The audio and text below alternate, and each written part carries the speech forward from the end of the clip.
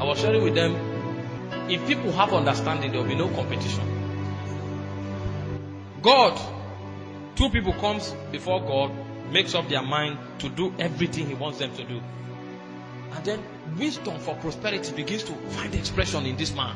Find expression. So he begins to. And before you know it, he prospers. Everything this other one does not secure wisdom for prosperity. Rather, it secures hunger for prayer. Hunger for prayer. And then he finds himself praying more. Every time he presses into God, it is appetite for prayer that is developed. So at the end of the day, two of them started from one point of decision. This one grows and becomes a prosperous man. This one grows and becomes a heavy intercessor. If you look at them and judge them from circumstance, you may be very wrong. This guy has everything that life has to offer. This guy is very, very poor in the natural. And then you say, this man is serving God right. You don't have understanding. Because if you judge them from the context of kingdom, this guy that has prosperity, all that is his is what he will eat and drink. Every other thing he has is for advancement of the kingdom. So the power God has given to him to advance the kingdom is wealth. This guy, all that he will need for eating and drinking, God will still provide. But the power God has given to him is prayer power to push the kingdom forward. So help me please. Prayer power to pull the kingdom forward. So if you don't see from the realm of God, you may be judging from natural things. And then you say, this man I've lost out. He's not wise. And then when you even come to preach, you start saying, some of these people that think spirituality is all about praying, all about fasting. You are not wise. There is a higher vista through which we see things from the realm of God. He said, thou shalt remember the Lord your God, for it is him that giveth thee power to get wealth. Why? That you may advance the covenants that he has given to your fathers even unto this day. This man with his 10 billion will not need to eat what this man cannot eat. All they need to eat is to be satisfied. Out of human appetite, he can go to tantalizers or go to extravaganzas and order for chicken, order for this. When it enters into his tummy, it is amino acid, glycogen, glucose. That's what is there. Because that's what the body needs. He is going for yogurt and chicken because of appetite. But what God is providing for him is amino acid, glycogen to strengthen him. This guy will eat gari. When he goes to his stomach, it's glucose, glycogen to strengthen him. What God is interested in is not their appetite, it's the kingdom advancement. So he's not richer than this man. Both of them are equally rich. And what their body needs is the same.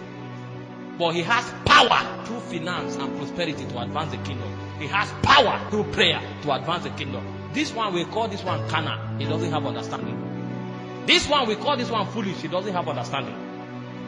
So when you come to a point where you begin to make statements like this, you need to be schooled to have accurate understanding, so that when you begin to go far, as your path begin to journey through your purpose, you will not be discouraged. Because if we begin, some of us may journey into wealth, and we will thank God that we made the decision. Some of us will be led to where we'll be slaughtered. But that place where our blood touches the ground, it becomes a memorial. Sometimes the kind of death you receive is what will justify the life you have lived. Some of us, it's our death that will give us relevance, not our lives. When we make this kind of decision, it will open a lot of paths and a lot of channels. If you don't have understanding, you may end up distracting yourself. So when you are close to a point where heaven wants to partner with you, when the government of Zion wants to make an appearance, that is when you back out and say, God, I don't tire. Not only me, they serve God. Let me go and look for a job. Then you go and start doing business. This is why we begin by hearing heaven first. And we continue hearing heaven in order to stay accurate. You are taught Christianity of principles. Principles don't make men. Principles result in dislocation. Dislocation. The men whose life you are itemizing as principles, they didn't leave them as principles. Those were the things they caught in heaven, and it was peculiar to them. You go study their life and you gather principle. You pick one from Daniel, pick one from Paul. Who told you they live the same lives? They secured what they were living from the spirit realm. The goal of God for every one of us is to be able to access that realm. Because you may be a politician, I may be a preacher, and she may be a singer. You may be an artist. What principle are we going to apply? We need to catch wisdom from the realm of God. Because my own principle as a preacher may be to pray and fast every day for 5 hours. You are a politician. If you do that, you will never attain to the corridor of power. You are an artist. Your principle may be watch other people, learn the skill from them, develop your phonetics, develop your acting skill. That's your own. The moment I try to pick what you are doing, I'll be dislocated. That's why you see apostles today in businesses, and you see politicians carrying the mic. So every day they carry the mic. They talk about money. You need to give to God. You know, God loves you. You need to. All their message is money. They are businessmen.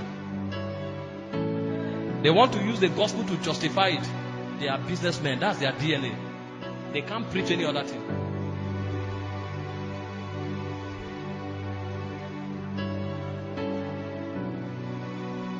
At the center of it all, it's you that I see.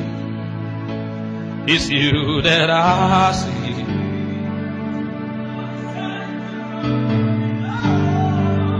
At the center of it all, it's you that I see. It's you that I see.